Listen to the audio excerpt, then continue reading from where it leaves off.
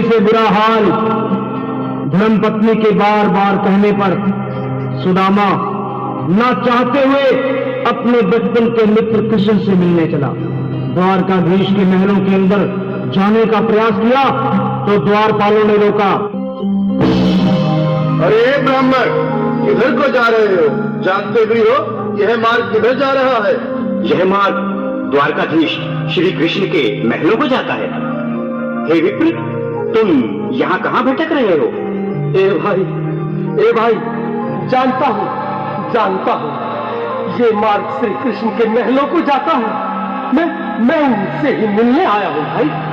यह भी खूब रही, द्वारकाधीश से मिलने का यह कौन सा समय है? महाराज अभी दरबार में नहीं है।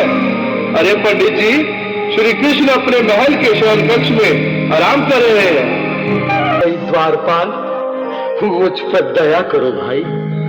बस तुम जाकर कन्हैया को ये बता दो कि उनका बाल सखा सुदामा मिलने आया है। मेरे इस फटे हाल पर मत जाओ भाई। तुम बस जाकर मेरा संदेश उस कृष्ण को दे दो भाई। क्या हंसी ठट्टा करने को हम ही मिले हैं? तुम ठहरे निर्धन फटे हाल ब्राह्मण, तुम्हारे अंग अंग से गरीबी बदहाली झलक रही है। और कहा महाराज श्री कृष्ण। क्षमा करना पंडित जी, हमें अपने प्राणों से हाथ नहीं धोने जो तुम्हारा यह संदेश द्वारकाधीश तक पहुंचाए। तो भाइयों, अब मेरी भी सुन लो। जब तक मेरा संदेश उस द्वारकाधीश तक नहीं पहुंचाती, तब तक मैं यहीं बैठा हूं, चाहे मेरे भूख प्यास से प्राण ही क्यों न चले जाए।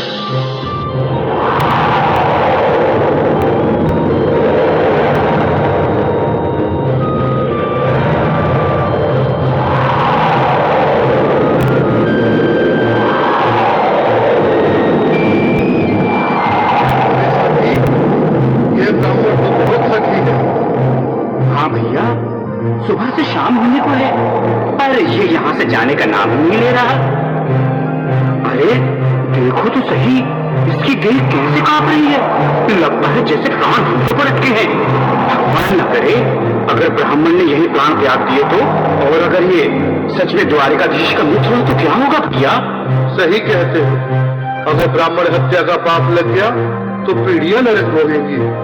अगर महाराज का मित्र हुआ तो मृत्युदंड का भय है। अपनी आने वाली पीढ़ियों को नरक में डालने से तो ये संदेश पहुंचाने से ज्यादा अच्छा है। क्यों ना महाराज का संदेश पहुंचा दे? ऐसे करो, तुम जाओ भैया।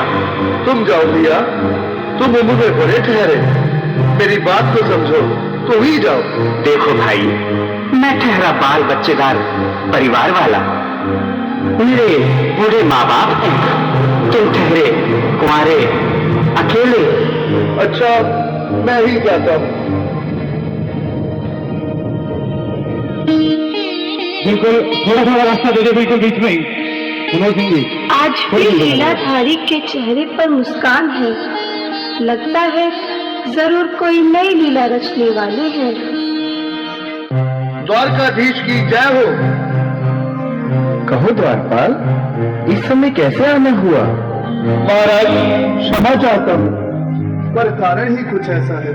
द्वार पर एक ब्राह्मण स्वयं को रुक क्यों गए? आगे बोलो। द्वार पर एक गरीब ब्राह्मण स्वयं को आपका मित्र बताता है, आपसे मिलना चाहता है। अपना नाम सुदामा बताता है। सुदामा? क्या कहा? सुदामा? मेरा बाल सखा सुदामा? मेरे बचपन का मित्र सुदामा? सुदामा, मेरा मित्र सुदामा। सुदामा। नाथ, वस्त्र संभाले, चरण पादुका तो पहन ले। स्वामी, स्वामी, स्वामी, स्वामी, स्वामी।